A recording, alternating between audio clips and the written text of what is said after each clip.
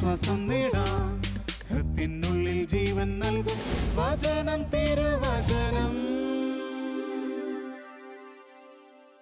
പിതാവായ ദൈവത്തിൻ്റെ സ്നേഹവും പുത്രനായ യേശുക്രിസ്തുവിൻ്റെ കൃപയും ആശ്വാസദായകനായ പരിശുദ്ധാത്മാവിൻ്റെ സഹവാസവും ശാലോം പ്രേക്ഷകരായ നിങ്ങളുടെ കൂടെ എപ്പോഴും ഉണ്ടായിരിക്കട്ടെ. ദൈവവചനം ശ്രവിച്ച് വചനം തിരുവചന ശുശ്രൂഷയിൽ നമുക്ക് പങ്കുചേരാം. മത്തായിയുടെ സുവിശേഷം 7-ാം അധ്യായം 7-8 തിരുവചനം.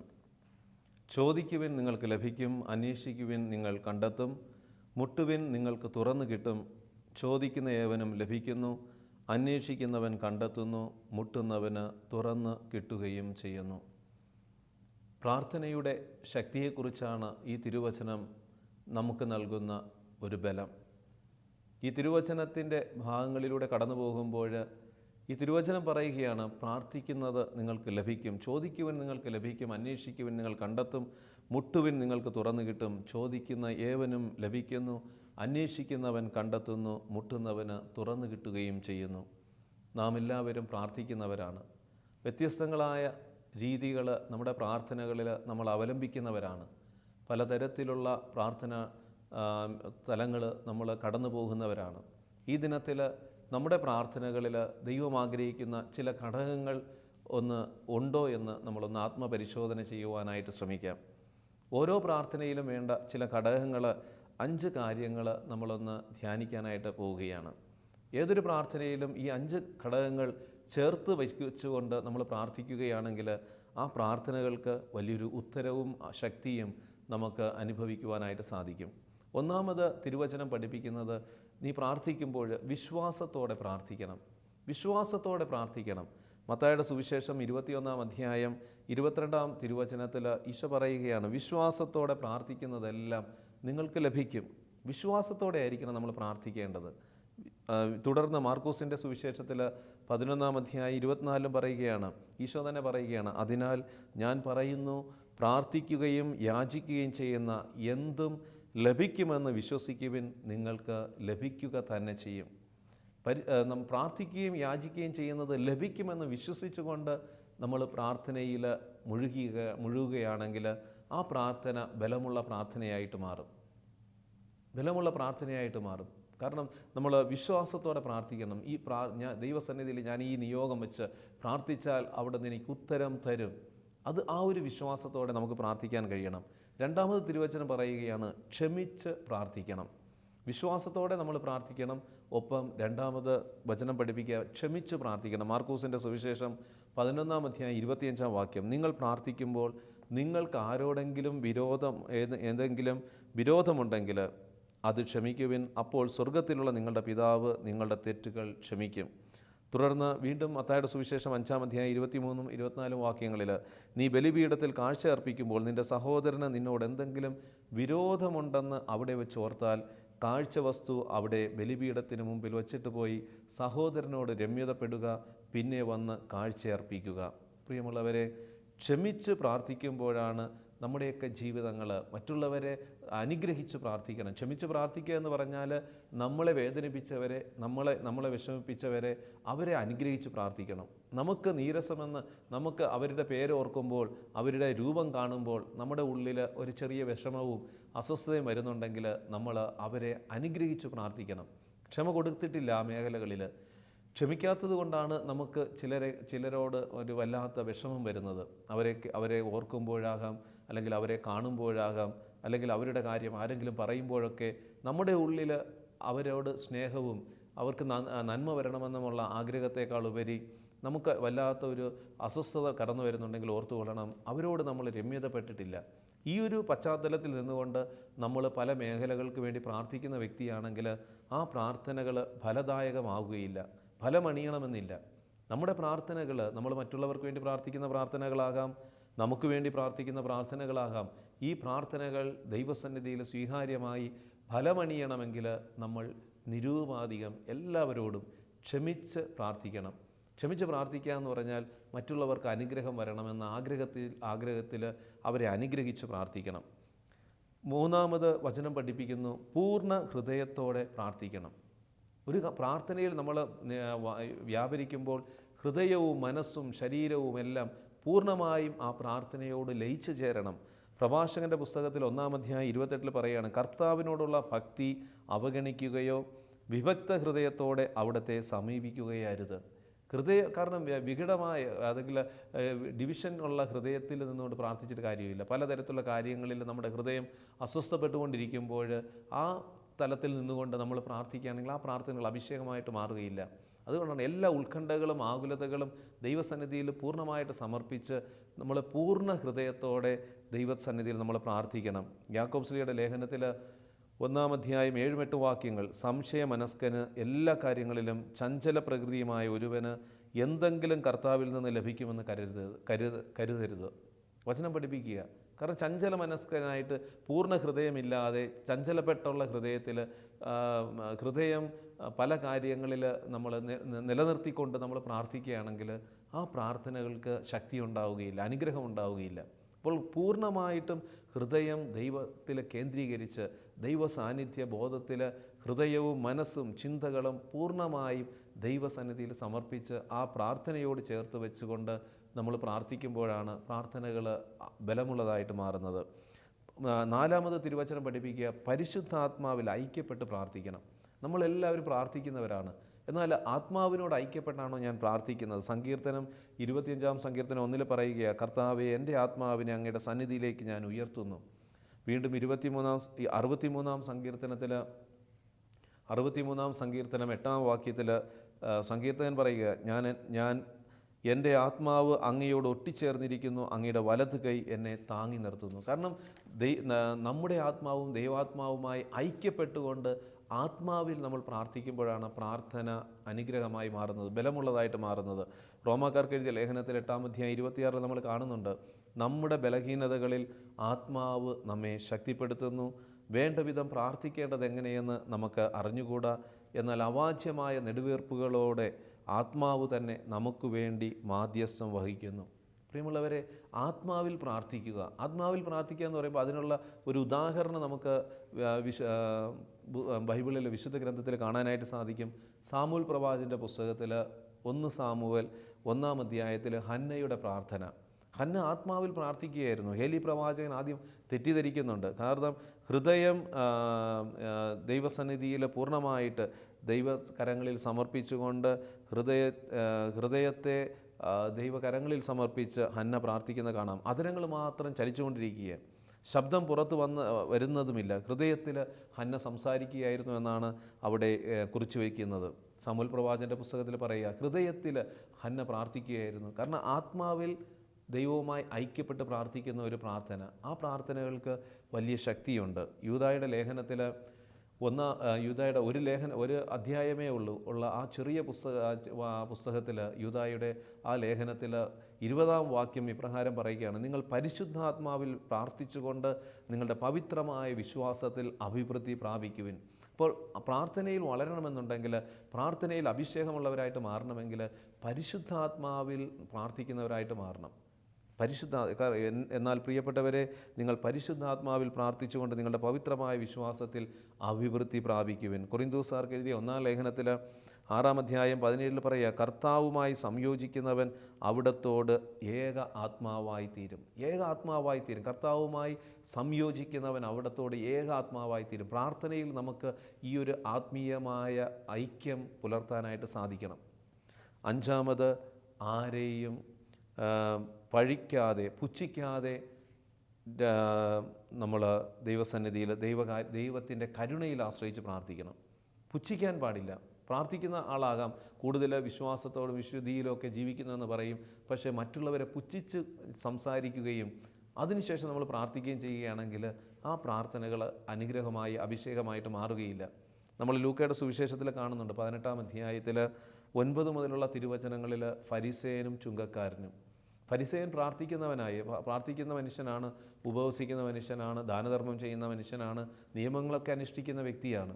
പക്ഷേ ഈ ഫരിസേയൻ്റെ പ്രാർത്ഥന ദൈവസന്നിധിയിൽ സ്വീകാര്യമല്ലാതായി തീരാനായിട്ട് ഒറ്റ കാരണം എന്താണ്? മറ്റൊന്നുമല്ല, ഫരിസേയൻ ചുങ്കക്കാരനെ പുച്ഛിച്ച് സംസാരിച്ചു. തൻ്റെ പ്രാർത്ഥനയുടെ സമയത്ത് ആ ചുങ്കക്കാരനെ, ഈ അടുത്ത് നിൽക്കുന്ന ചുങ്കക്കാരനെ പോലെ അല്ല എന്നുള്ള മനോഭാവത്തോടെ ചുങ്കക്കാരനേക്കാൾ ഞാൻ അല്പം മഹത്വമുള്ള വ്യക്തിയാണ്, നന്മയുള്ള വ്യക്തിയാണ് എന്ന് പറഞ്ഞ് മറ്റുള്ളവരെ പുച്ഛിക്കുകയും സ്വയം ഉയർത്തി കാണിക്കുകയും ചെയ്തുകൊണ്ട് ജീവിച്ച് പ്രാർത്ഥിച്ചാൽ ആ പ്രാർത്ഥനകൾക്ക് അഭിഷേകം ഉണ്ടാവുകയില്ല, അനുഗ്രഹം ഉണ്ടാവുകയില്ല. എഫേസുസാർക്ക് എഴുതിയ ലേഖനത്തിൽ 3-ാം അധ്യായം 20-21 വാക്യം, നമ്മിൽ പ്രവർത്തിക്കുന്ന ശക്തിയാൽ നാം ചോദിക്കുന്നതിലും ആഗ്രഹിക്കുന്നതിലും വളരെ കൂടുതൽ ചെയ്തു തരുവാൻ കഴിയുന്ന അവിടത്തേക്ക് സഭയിലും യേശുക്രിസ്തുവിലും തലമുറകളോളം എന്നേക്കും മഹത്വം ഉണ്ടാകട്ടെ. നമുക്കറിയാം ഫിലിപ്പിയരുടെ ലേഖനത്തിൽ 4-ാം അധ്യായം 19 എൻ്റെ ദൈവം തൻ്റെ മഹത്വത്തിൻ്റെ സമ്പന്നതയിൽ നിന്ന് യേശുക്രിസ്തു വഴി നിങ്ങൾക്ക് ആവശ്യമായുള്ളതെല്ലാം നൽകും. പ്രാർത്ഥനയിൽ നമ്മളെ ബലപ്പെടുത്തുന്ന നല്ല അഭിഷേകമുള്ള ശക്തിപ്പെടുത്തുന്ന വചനങ്ങളാണിത്. പക്ഷേ ഈ വചനങ്ങളൊക്കെ നമ്മുടെ ജീവിതത്തിൽ ഉണ്ടായിട്ടും നമ്മുടെ പ്രാർത്ഥനാ രീതികൾ എപ്രകാരമാണ് എന്ന് നമ്മൾ എപ്പോഴും തിരിച്ചറിയണം.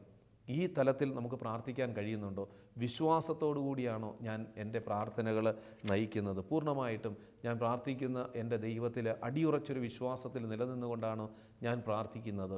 അതോ ഹൃദയം അങ്ങ് പലതരത്തിൽ വികടമായ രീതിയിലുള്ള ജീവിതം നയിച്ചിട്ട് വിശ്വാസത്തിന് വിരുദ്ധമായ രീതിയിൽ നിലപാടുകൾ എടുത്തിട്ട് യേശുവിൻ്റെ സന്നിധിയിൽ വന്ന് പ്രാർത്ഥിക്കുന്ന ജീവിതമാണെങ്കിൽ അത് വിശ്വാസത്തോടെയുള്ള പ്രാർത്ഥനയല്ല. ക്ഷമിച്ച് പ്രാർത്ഥിക്കുന്ന ഒരു പ്രാർത്ഥനാ ജീവിതമാണോ എൻ്റെ ജീവിതത്തിൽ? എല്ലാവരോടും എനിക്ക് നിരുപാധികം ക്ഷമിക്കാൻ കഴിയുന്നുണ്ടോ? എന്നെ തെറ്റിദ്ധരിച്ചവരോട് എനിക്ക് ക്ഷമിക്കാൻ കഴിയുന്നുണ്ടോ? എൻ്റെ ജീവിതത്തിൽ തടസ്സം നിന്നിട്ടുള്ളവരോട് എനിക്ക് ക്ഷമിക്കാൻ കഴിയുന്നുണ്ടോ? എൻ്റെ സൽപ്പേര് തകർക്കാനായിട്ട് അല്ലെങ്കിൽ എൻ്റെ വളർച്ചയെ തടസ്സപ്പെടുത്താനായിട്ട് ശ്രമിച്ച വ്യക്തികളോട് ക്ഷമിച്ചുകൊണ്ട് എനിക്ക് പ്രാർത്ഥിക്കാൻ കഴിയുമ്പോഴാണ് പ്രാർത്ഥനകൾ ശക്തിയായിട്ട് മാറുന്നത്. 3-ാമത് പൂർണ്ണ ഹൃദയത്തോടെ പ്രാർത്ഥിക്കണം. ഹൃദയം പലതരത്തിൽ വികലമായി വിഘടിച്ച് നിന്നിട്ട് ദൈവസന്നിധിയിൽ ഹൃദയമുയർത്താതെ പ്രാർത്ഥിച്ചാൽ ആ പ്രാർത്ഥനകൾ അനുഗ്രഹമായിട്ട് മാറുകയില്ല.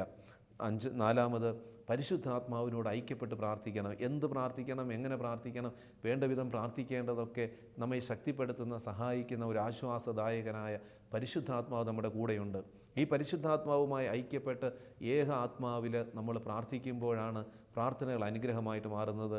മറ്റൊന്ന്, ആരെയും പുച്ഛിക്കാതെ ദൈവത്തിൻ്റെ കാരുണ്യത്തിൽ ആശ്രയിച്ച് നമ്മൾ പ്രാർത്ഥിക്കണം. ഈ തലങ്ങളിലൂടെ ഈ 5 തലങ്ങൾ നമ്മുടെ ജീവിതത്തിൽ നിലനിർത്തിക്കൊണ്ട് നമ്മൾ പ്രാർത്ഥിക്കുകയാണെങ്കിൽ ആ പ്രാർത്ഥനകൾക്ക് വലിയൊരു അനുഗ്രഹവും അഭിഷേകവും നമുക്ക് കണ്ടെത്താനായിട്ട് സാധിക്കും. പ്രാർത്ഥനയ്ക്ക് ഒത്തിരി മാതൃകകൾ നമുക്ക് കാണാൻ സാധിക്കും. പരിശുദ്ധ അമ്മയിലേക്ക് നമുക്കൊന്ന് നമ്മുടെ ചിന്തകളെ ഒന്ന് കേന്ദ്രീകരിക്കാം. ഈ അമ്മയുടെ പ്രാർത്ഥനാ ജീവിതം എപ്രകാരമായിരുന്നു? അമ്മയുടെ ജീവിതത്തിലുടനീളം ഈ 5 തലങ്ങളുണ്ടായിരുന്നു. അമ്മ കടന്നുപോയ എല്ലാ മേഖലകളിലും ഈ പ്രാർത്ഥനാ ശൈലി ഉണ്ടായിരുന്നെന്ന് കാണാൻ സാധിക്കും. അപ്പോൾ പരിശുദ്ധ മറിയത്തിൻ്റെ പ്രാർത്ഥനയുടെ അമ്മയുടെ ചില പ്രാർത്ഥനയുടെ രീതികൾ കൂടി ഒന്ന് നമുക്ക് മനസ്സിലാക്കുന്നത് നന്നായിരിക്കും. അമ്മ എപ്പോഴും ദൈവത്തെ പാടി സ്തുതിച്ച് പ്രാർത്ഥിച്ചിരുന്നു എന്ന് കാണാനായിട്ട് സാധിക്കും. ലൂക്കയുടെ സുവിശേഷത്തിൽ 1-ാം അധ്യായം 47 നമ്മൾ കാണുന്നുണ്ട്, എൻ്റെ ചിത്തം എൻ്റെ രക്ഷകനായ ദൈവത്തിൽ ആനന്ദിക്കുന്നു. അമ്മ എപ്പോഴും ദൈവത്തെ പാടി സ്തുതിച്ചുകൊണ്ടിരുന്നു. പാടുന്ന ഗാനമാലപിച്ച് ദൈവത്തെ പാടി സ്തുതിച്ച് പ്രാർത്ഥിച്ചു എന്ന് കാണാനായിട്ട് സാധിക്കും. 2-ാമത് ദൈവത്തിൻ്റെ ദൈവ ഇഷ്ടത്തിനായിട്ട് തൻ്റെ ഇഷ്ടങ്ങൾ സമർപ്പിച്ച് പ്രാർത്ഥിച്ചു. തനിക്ക് തൻ്റേതായിട്ടുള്ള ഇഷ്ടങ്ങളുണ്ടെങ്കിലും മറിയം എപ്പോഴും കാരണം ദൈവത്തിൻ്റെ ഇഷ്ടത്തിനായിട്ട് സമർപ്പിച്ചു. കാരണം എൻ്റെ ഇഷ്ടമല്ല, ദൈവഹിതം എന്നിൽ നിറവേറണം, ഇതാ കർത്താവിൻ്റെ ദാസി. ലൂക്കയുടെ സുവിശേഷം 1-ാം അധ്യായം 18 അമ്മ പറയുകയാണ്, ഇതാ കർത്താവിൻ്റെ ദാസി, നിൻ്റെ ഇഷ്ടം എന്നിൽ നിറവേറട്ടെ. നമ്മുടെ പ്രാർത്ഥനകളിലും അമ്മയുടെ ഈ മനോഭാവം നമുക്കുണ്ടാകണം. 3-ാമത് ഈ പരിശുദ്ധ മറിയത്തിൻ്റെ പ്രാർത്ഥനയിൽ നമുക്ക് കാണാൻ സാധിക്കുന്നത്, പരിശുദ്ധ മറിയം എപ്പോഴും മാധ്യസ്ഥം വഹിച്ച് പ്രാർത്ഥിച്ചു. അമ്മയുടെ ജീവിതാനുഭവങ്ങളും എല്ലാം ചേർത്ത് വയ്ക്കുന്നതോടൊപ്പം തന്നെ മറ്റുള്ളവരുടെ കാര്യങ്ങളിൽ അവർക്ക് വേണ്ടി കൂടി മാധ്യസ്ഥം വഹിച്ച് പ്രാർത്ഥിക്കുന്ന ഒരു വ്യക്തിത്വം പരിശുദ്ധ മറിയത്തിൽ കണ്ടു. നമ്മുടെ പ്രാർത്ഥനാ ജീവിതത്തിൽ നമുക്കിതുണ്ടായിരിക്കണം. അമ്മ എപ്രകാരമാണ്? യോഹന്നാൻ്റെ സുവിശേഷത്തിൽ 2-ാം അധ്യായം 3 കാനായിലെ കല്യാണ വിരുന്നിൽ അവിടെ വീഞ്ഞ് തീർന്നു പോയെന്നറിയുമ്പോൾ മറിയം ഈശോയുടെ മുമ്പിൽ വന്ന് അവർക്ക് വേണ്ടി മാധ്യസ്ഥം വഹിച്ച് പ്രാർത്ഥിക്കുകയാണ്. ഇതുപോലെ നമുക്കും പ്രാർത്ഥിക്കാൻ കഴിയണം. ചുറ്റുപാടുകളിൽ കണ്ണോടിക്കുമ്പോൾ, കുറവുകൾ എവിടെയെങ്കിലുമൊക്കെ കാണുമ്പോൾ അവർ പറയാതെ തന്നെ നമ്മൾ ഈശോയുടെ സന്നിധിയിൽ, ഒരുപക്ഷെ അവർ പ്രാർത്ഥിക്കാത്തവരാകാം, ദൈവസന്നിധിയിൽ അവരുടെ ഹൃദയങ്ങൾ ഉയർത്താൻ കഴിയാത്ത വിധം തകർന്ന അവസ്ഥയിലായിരിക്കാം. അവർക്ക് വേണ്ടി കൂടി നമ്മൾ മാധ്യസ്ഥം വഹിച്ച് പ്രാർത്ഥിക്കാൻ ഈ അമ്മ നമുക്കൊരു മാതൃകയാണ്. 4-ാമത് മറിയത്തിൻ്റെ പ്രാർത്ഥനയുടെ മറ്റൊരു സവിശേഷത, മറിയം ധ്യാനിച്ചു പ്രാർത്ഥിച്ചു എന്ന് കാണാൻ സാധിക്കും. ആത്മാവിൻ്റെ നിറവിൽ നിന്നുകൊണ്ട് ധ്യാനിച്ച് പ്രാർത്ഥിക്കുന്ന അമ്മയെ ലൂക്കയുടെ സുവിശേഷം 2-ാം അധ്യായം 51 നമ്മൾ കാണുന്നുണ്ട്. അവൻ്റെ അമ്മ ഇക്കാര്യങ്ങളെല്ലാം ഹൃദയത്തിൽ സംഗ്രഹിച്ചു. ജീവിതത്തിലെ അനുഭവങ്ങളെ ഹൃദയത്തിൽ സംഗ്രഹിച്ച് ദൈവസന്നിധിയിൽ ഉയർത്തി ധ്യാനാത്മകമായി പ്രാർത്ഥിക്കുന്ന മറിയത്തെ നമ്മുടെ പ്രാർത്ഥനാ ജീവിതത്തിലും ഈ ശൈലി ജീവിതത്തിൽ സ്വന്തമാക്കാനായിട്ട് സാധിക്കണം. എല്ലാ തലങ്ങളിലും പ്രാർത്ഥനയ്ക്ക് വിവിധ തലങ്ങളുണ്ട്, വിവിധ രീതിയിലുള്ള പ്രാർത്ഥനകളുണ്ട്. ഒന്നു തന്നെയാണ് ഏറ്റവും ശ്രേഷ്ഠമെന്ന് നമുക്ക് പറയാൻ പറ്റില്ല. വ്യക്തികളുടെ ജീവിത അനുഭവങ്ങളും അവരുടെ വൈകാരിക തലങ്ങളും അവരുടേതായിട്ടുള്ള ഓരോ ഈ മാനസിക ശാരീരികമായ അവസ്ഥകളൊക്കെ വ്യത്യസ്തങ്ങളായ പ്രാർത്ഥനകൾ സഹായിക്കും. ചില അവസരങ്ങളിൽ സ്തുതിച്ച് പ്രാർത്ഥിക്കും, ചില അവസരങ്ങളിൽ ധ്യാനാത്മകമായി പ്രാർത്ഥിക്കും, ചില അവസരങ്ങളിൽ ആത്മാവിനോട് ചേർന്ന് നെടുവേർപ്പെട്ട് കണ്ണുനീരോടുകൂടി പ്രാർത്ഥിക്കും. പലതരത്തിലുള്ള പ്രാർത്ഥനകൾ നമ്മൾ വ്യക്തിജീവിതങ്ങളിൽ കാണുന്നുണ്ട്. അഞ്ചാമത്, പരിശുദ്ധ മറിയത്തിൻ്റെ പ്രാർത്ഥനാ ജീവിതത്തിൽ കാണാൻ സാധിക്കുന്നത് ദേവാലയത്തിൽ പോയി അമ്മ പ്രാർത്ഥിച്ചു. നമ്മുടെ ജീവിതങ്ങളിലും നമ്മൾ ദേവാലയങ്ങളിൽ ചെന്ന് പ്രാർത്ഥിക്കാനായിട്ട് കഴിയണം. അതല്ലാതെ എനിക്ക് നല്ല പ്രാർത്ഥന അനുഭവമുണ്ട്, പ്രാർത്ഥന അഭിഷേകമുണ്ടെന്ന് പറഞ്ഞിട്ട് ദേവാലയങ്ങൾ കാണുമ്പോൾ അവിടെ ചെന്നിരുന്ന് പ്രാർത്ഥിക്കാനായിട്ടുള്ള ഒരു മനസ്സില്ലായ്മ നമ്മുടെ ഉള്ളിൽ കൊണ്ടു നടക്കാൻ പാടില്ല. ദേവാലയങ്ങൾ കാണുമ്പോൾ അതിൻ്റെ ഉള്ളിൽ പ്രവേശിച്ച് പ്രാർത്ഥിക്കാനായിട്ടുള്ളൊരു മനോഭാവം നമുക്കുണ്ടാകണം. ലൂക്കായുടെ സുവിശേഷം 2-ാം അധ്യായം 42 യേശുവിൻ്റെ മാതാപിതാക്കൾ ആണ്ടുതോറും പെസഹ തിരുനാളിന് ജെറുസലേമിൽ പോയിരുന്നു. അവന് 12 വയസ്സായപ്പോൾ പതിവനുസരിച്ച് അവർ തിരുനാളിന് പോയി. പരിശുദ്ധ അമ്മയുടെ ആ പ്രാർത്ഥനാ ജീവിതത്തെ നമ്മൾ കാണുന്നതാണ്. ദേവാലയങ്ങളിൽ പോയി പ്രാർത്ഥിച്ച അമ്മയുടെ ജീവിതശൈലി. ആറാമത്, മറിയത്തിൻ്റെ പ്രാർത്ഥനയിൽ കാണാവുന്ന ആറാമത്തെ ഒരു ഘടകം, കൂട്ടായ്മയിൽ പങ്കെടുത്ത് പ്രാർത്ഥിച്ചു. ഇന്ന് പ്രാർത്ഥനാ ജീവിതമൊക്കെ നയിക്കുന്ന വ്യക്തികൾ നമ്മളോട് തന്നെ ചോദിക്കണം, ഞാൻ കൂട്ടായ്മകളിൽ ചെന്ന് പ്രാർത്ഥിക്കാനായിട്ട് എനിക്ക് താല്പര്യമുണ്ടോ? അതോ ഒറ്റപ്പെട്ട രീതിയിൽ കൂട്ടായ്മകളെ അവഗണിച്ച് പ്രാർത്ഥനാ കൂട്ടായ്മകളിൽ നിന്ന് അകന്ന് ഒരു ഒതുക്കപ്പെട്ട ഒരു ജീവിത ശൈലിയാണെങ്കിൽ അത് പ്രാർത്ഥനാ ജീവിതം നല്ലൊരു ജീവിത ശൈലിയിലേക്ക് നമ്മളെ ഉയർത്തുകയില്ല. കൂട്ടായ്മകളിൽ ചെന്നുകൂടി പ്രാർത്ഥിക്കാൻ കഴിയണം. അപ്പോസ്തല പ്രവർത്തനം 1-ാം അധ്യായം 14 നമ്മൾ കാണുന്നുണ്ട് മാതാവിനെ. അവർ ഏകമനസ്സോടെ യേശുവിൻ്റെ അമ്മയായ മറിയത്തോട് മറ്റു സ്ത്രീകളോടും അവൻ്റെ സഹോദരങ്ങളോടൊപ്പം പ്രാർത്ഥനയിൽ മുഴുകി. അമ്മയുടെ പ്രാർത്ഥനയുടെ ജീവിത ശൈലിയാണ് കൂട്ടായ്മയിൽ പങ്കെടുത്ത് പ്രാർത്ഥിച്ചു. ഏഴാമത്, മറിയത്തിൻ്റെ പ്രാർത്ഥനയിൽ നമുക്ക് കാണാൻ സാധിക്കുന്നത് മാതാവ് സഹിച്ചുകൊണ്ട് പ്രാർത്ഥിച്ചു. സഹനത്തിൻ്റെ നെടുപ്പുരിയിൽ കിടന്ന് വേദനിക്കുമ്പോഴും ഹൃദയവും മനസ്സും ശരീരവും എല്ലാം കുത്തി മുറിവേൽപ്പിക്കുന്ന അനുഭവങ്ങളിലൂടെ മറിയം കടന്നു പോകുന്ന സമയത്തും സഹിച്ചുകൊണ്ട് ഈ അമ്മ പ്രാർത്ഥിക്കുന്നത് കാണുന്നുണ്ട്. കുരിശിൻ്റെ ചുവട്ടിൽ അമ്മ നിൽക്കുന്നത്. യോഹന്നാൻ്റെ സുവിശേഷം 19-ാം അധ്യായം 25 മുതലുള്ള തിരുവചനങ്ങൾ നമ്മൾ കാണുന്നുണ്ട്. അമ്മ ആ സഹനത്തിൻ്റെ നിമിഷങ്ങളിലും ദൈവസന്നിധിയിൽ ഹൃദയമുയർത്തി പ്രാർത്ഥിക്കുകയായിരുന്നു. അമ്മയുടെ ആ പ്രാർത്ഥനയുടെ ശക്തിയാണ് നമ്മൾ കാണുന്നുണ്ട്. പ്രാർത്ഥനയുടെ ശക്തിയാണ് അവിടെ ദൈവികമായ ഇടപെടലുകൾ പോലും സംഭവിക്കുന്നത്. മറിയത്തിൻ്റെ ഈ രീതിയിലുള്ള പ്രാർത്ഥനാ ശൈലികൾ നമ്മുടെ ജീവിതത്തിൽ നമുക്ക് അവലംബിക്കാവുന്നതാണ്. പ്രാർത്ഥനയ്ക്കുണ്ടായിരിക്കേണ്ട 5 ഘടകങ്ങൾ നമ്മൾ ധ്യാനിച്ചു കണ്ടു. ഈ 5 ഘടകങ്ങളോടൊപ്പം മറിയത്തിൻ്റെ ഈ പ്രാർത്ഥന ശൈലിയും നമ്മുടെ ജീവിതത്തിൽ കൊണ്ടു നടക്കുകയാണെങ്കിൽ നമ്മുടെ പ്രാർത്ഥനകൾ കൂടുതൽ അഭിഷേകമുള്ളതായിട്ട് മാറും, ബലമുള്ളതായിട്ട് മാറും. നമുക്കും മറ്റുള്ളവർക്കും നമ്മുടെ പ്രാർത്ഥനകൾ കൂടുതൽ അനുഗ്രഹം പ്രദാനം ചെയ്യും. പത്രോസ്ലീഹയുടെ 1-ാം ലേഖനം 2-ാം അധ്യായം 5-ാം വാക്യം, നിങ്ങൾ സജീവ ശിലകൾ കൊണ്ടുള്ള ഒരു ആത്മീയ ഭവനമായി പടുത്തുയർത്തപ്പെടട്ടെ. യേശുക്രിസ്തു വഴി ദൈവത്തിന് സ്വീകാര്യമായ ബലികൾ അർപ്പിക്കുന്നതിന് വിശുദ്ധമായ പുരോഹിത ജനവുമായി തീരട്ടെ. നമ്മുടെ ശരീരവും നമ്മുടെ മനസ്സും നമ്മുടെ ചിന്തകളും ഓരോ നിമിഷവും പ്രാർത്ഥനയുടെ ഒരു അന്തരീക്ഷം നിലനിർത്തുന്ന ഒരു തലത്തിലേക്ക് ഉയർത്തപ്പെടുവാൻ ഈ ചിന്തകൾ നമ്മെ സഹായിക്കും. ഒരു നിമിഷം നമുക്ക് പ്രാർത്ഥിക്കാം. കാരുണ്യവാനായ ദൈവമേ, ഞങ്ങൾ അനുദിനം ദൈവസന്നിധിയിൽ ഹൃദയങ്ങൾ ഉയർത്തി പ്രാർത്ഥിക്കുന്നവരാണല്ലോ. ഈ ദിനത്തിൽ പ്രാർത്ഥിക്കുമ്പോൾ ഞങ്ങൾ ശ്രദ്ധിക്കേണ്ട കാര്യങ്ങളും പരിശുദ്ധ അമ്മയുടെ പ്രാർത്ഥന ജീവിത ശൈലിയും ഞങ്ങൾ ഒന്ന് ധ്യാനിക്കുകയായിരുന്നു. വിശ്വാസത്തോടെ പ്രാർത്ഥിക്കുവാനും ക്ഷമിച്ച് പ്രാർത്ഥിക്കുവാനും മറ്റുള്ളവരെ ശ്രേഷ്ഠരായി കരുതി പ്രാർത്ഥിക്കുവാനുമൊക്കെ ഞങ്ങളെ സഹായിക്കണമേ. വിശ്വാസത്തോടും അതുപോലെ തന്നെ ആത്മാവിൻ്റെ നിറവോടും ചേർന്ന് പ്രാർത്ഥിക്കുവാൻ, പൂർണ്ണ ഹൃദയത്തോടെ ഹൃദയവിശുദ്ധിയോടെ പ്രാർത്ഥിക്കുവാൻ ഞങ്ങളെ സഹായിക്കണമേ. ഒപ്പം മാതാവിൽ നിറഞ്ഞു നിന്ന ആ പ്രാർത്ഥനാ ശൈലികൾ ഞങ്ങളുടെ ജീവിതത്തിൽ പ്രാവർത്തികമാക്കി പ്രാർത്ഥനയിൽ വളരുവാൻ പരിശുദ്ധാത്മാവെ ഞങ്ങളെ സഹായിക്കണമേ. നിത്യം പിതാവും പുത്രനും പരിശുദ്ധാത്മാവുമായ സർവേശ്വര ആമേൻ.